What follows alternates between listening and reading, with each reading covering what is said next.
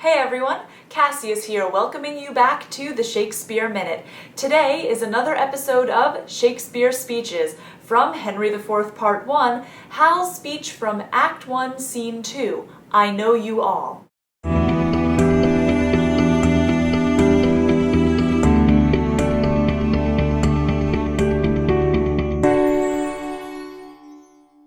Now, it's a pretty common misconception that Prince Hal's journey throughout Henry IV Part 1, and indeed Henry IV Part 2 and Henry V, is one of self-discovery, that he has to find in himself the ability to overcome the loose, partying lifestyle that he has developed. Unfortunately, that's not really the case. It's tempting to think of Hal this way because it's a very, very common modern storyline that we see. You know, the man-child overcoming his childhood friends and becoming more of a serious adult and taking up the mantle that his father did and other more authority-having, usually male figures. But that's not really what Shakespeare was doing back in his time. He was writing Henry V, and Prince Hal, of course, as someone who always knew what he was doing, as I think can be pretty well proven in the I Know You All monologue. Now, for those of you not familiar, this is at the very beginning of Henry IV Part 1, the first scene that Hal is in. You see him hanging out in the bars with his friends. Now, he's the heir apparent, and at some point he will be king, so this kind of behavior is not so expected. But as soon as everybody else clears the stage and he has a moment alone, he says this. I know you all, and will a while uphold the unyoked humour of your idleness. Yet herein will I imitate the sun, who doth permit the base contagious clouds to smother up his beauty from the world, that when he please again to be himself, being wanted, he may be more wondered at by breaking through the foul and ugly mists of vapours that had seemed to strangle him.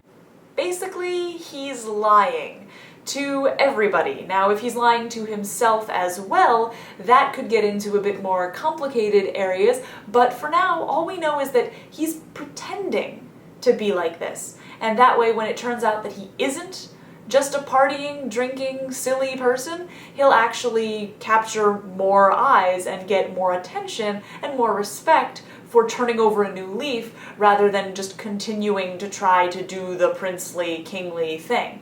Now, it's a bizarre strategy, but it is one that works for him. He actually learns a fair bit about how to be king, and it gives him a sort of jaded shell, to be honest, but it makes him realize what he's really up against in terms of winning over people's hearts and minds. It's not just about the court, which he knows pretty well just on his own, but it's also about getting commoners on board as well, which throughout the rest of the plays, especially in Henry V, you see is no mean feat. Commoners are pretty prickly and not really prone to just appreciating nobility and royalty for what they do.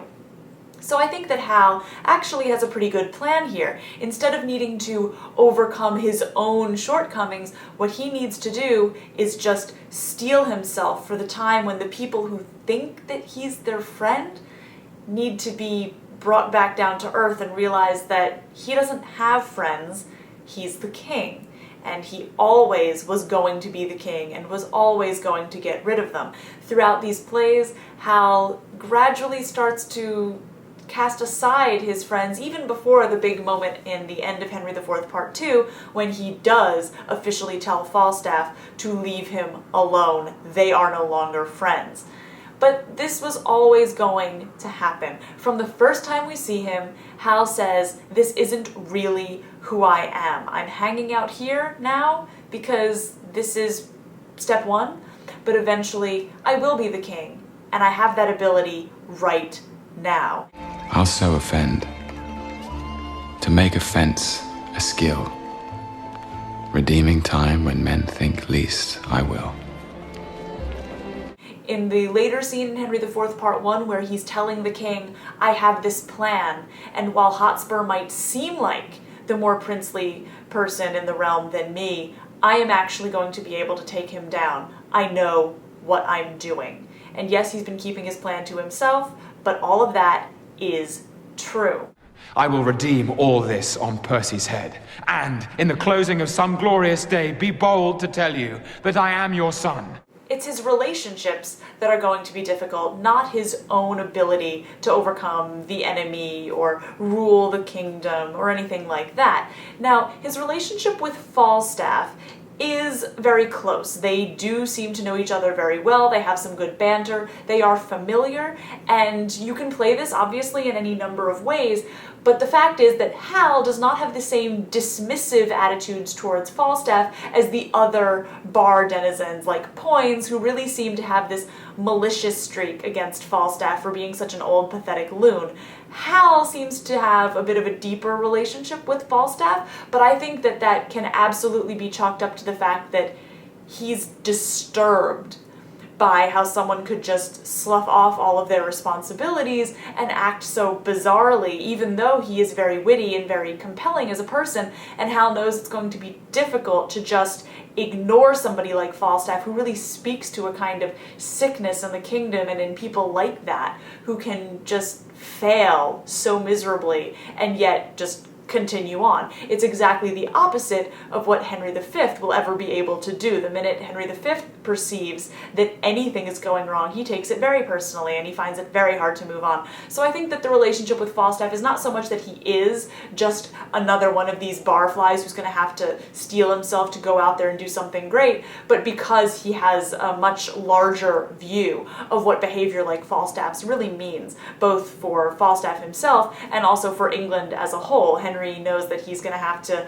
lead people like Falstaff in battle, and I think that that comes through very clearly here in the beginning. Hal knows what he has to do, and he's very cold, calculating, and clear about what he's going to end up doing from the outset. I do not believe that, even though today it's very tempting to just cast this same familiar story arc of man-child becoming a man and mapping that onto Henry IV Part 1, Henry IV Part 2, and Henry V.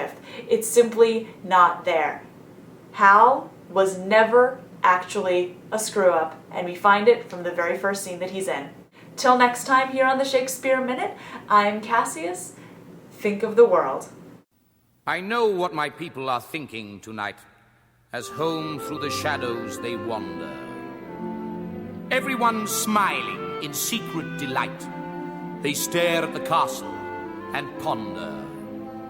Whenever the wind blows this way, you can almost hear everyone say. By the way, you should totally check out the review on Pursued by a Bear that Sharky and I did of Henry IV Part 1 that just came out last weekend. We do address this particular issue and how Tom Hiddleston addressed this character, and I totally think that he gets this character right because he's very regal, he's clearly of another element, and it's a really interesting take on the character, kind of unorthodox and really cool, so you should definitely take a look at that review as well. Link will be here as soon as the video exists.